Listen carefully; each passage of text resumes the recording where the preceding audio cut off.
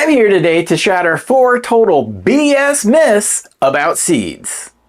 So this is a big one. You have probably heard this before. I mean, I remember hearing this when I started out. So 30 years ago, people were saying it, and I heard it as recently as a week ago when somebody sent it as a question to my email. So one of the biggest myths about seeds is that if it has a little volcano in the end, then it's a female. So this is the volcano tip that I'm talking about. You guys can see it there, right in the end, right there. All seeds are gonna have their pointy end, and on the other side is the divot, or what we call the volcano. Pointy tip, volcano. As we can see here, when the radicle emerges, the root tip, it comes out of the pointy end of the seed as it breaks through the embryonic sac. So what does that leave the other side for? The one with the volcano. The technical name for this volcano is the hilum. It's the scar left when the seed breaks off from the parent. So why is that volcano or the hilum so important to see on your seeds? Well, that is a sign of maturity, guys. If it's an immature seed, it won't have a well-defined volcano on it. But if it's a good, mature seed, you should see that hilum on the end. So now that we know what we're looking for as far as the volcano goes, grab any pack of regular seeds that you have, and if that were true, oh my gosh, you have all females. Guys, absolutely not true. And as I explained, that dimple is something you're looking for, but it doesn't mean that it's going to be a female. So that myth, busted. Next up, we've got the myth about tiger stripes. People say it has to have tiger stripes on it for it to be good. If they have tiger stripes, they're great. The dark lines that we see on these seeds here, guys, that's what we refer to as the tiger stripes. And the myth is, well, the seed's not good if it doesn't have them. So let's actually take a look at the tiger stripes under our magnifying glass. So we're looking at one seed now.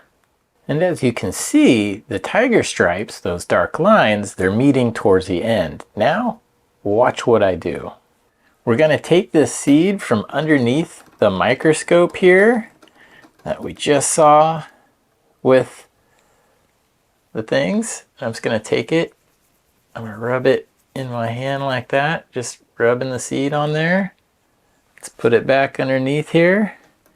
Drop this back down, guys. You'll be surprised at what you see. Move that around. Uh-oh, guys. Where'd all the tiger stripes go? There's no more tiger stripes, guys. This must not be a good seed anymore. And if you look again at this seed with the tiger stripes, you can actually see kind of that bald area there in the middle, and then where the stripes are above it. You wipe off that above layer and you get what's underneath it there. So guys, as you saw there, those tiger stripes, they can rub off, and sometimes that just happens from handling, and other seeds, they're not there. But does it mean it's a bad seed if it doesn't have tiger stripes? No, because as you saw, they can wipe off, guys. Myth busted. All right, so the next myth is that size matters. Yeah.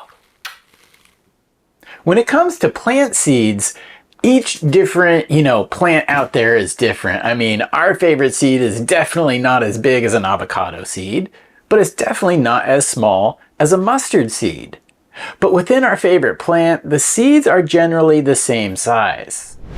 Now, in my experience, I have seen that, typically seeds produced outdoors are typically larger than ones produced indoors. That's not all the time, but just in general, I tend to see outdoor seeds being a little bit larger. The amount of seeds that are actually in the bud, so how much pollination you got, can also make a difference because there's a certain density that the bud can support, right? You're not going to have monster seeds if it's super pollinated. Oftentimes you get little ones that are in the middle too.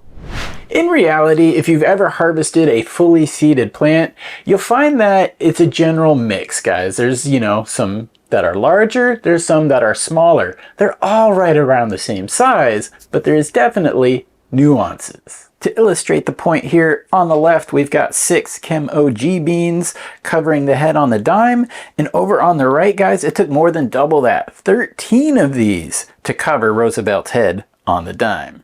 What they do have in common though is they're both fully mature, they both have nice brown colors to them, and as we learned earlier, guys, they all have their volcanoes.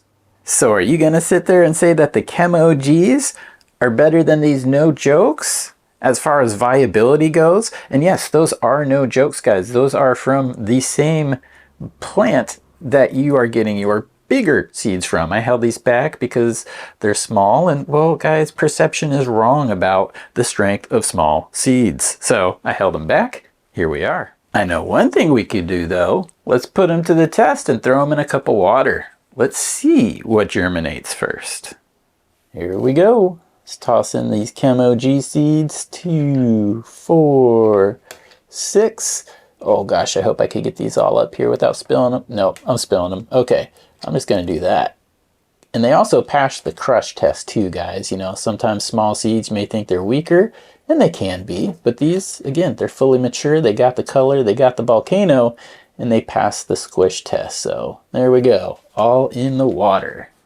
36 hours later, guys, guess which ones has the tails? Look at that, guys. It's the little ones that actually have the tails. We have germination from all 13 of the little seeds. Meanwhile, we're still waiting on just even one of the big seeds. So guys, little seeds, they're just as good if they're fully mature. Color, volcano, and crush test.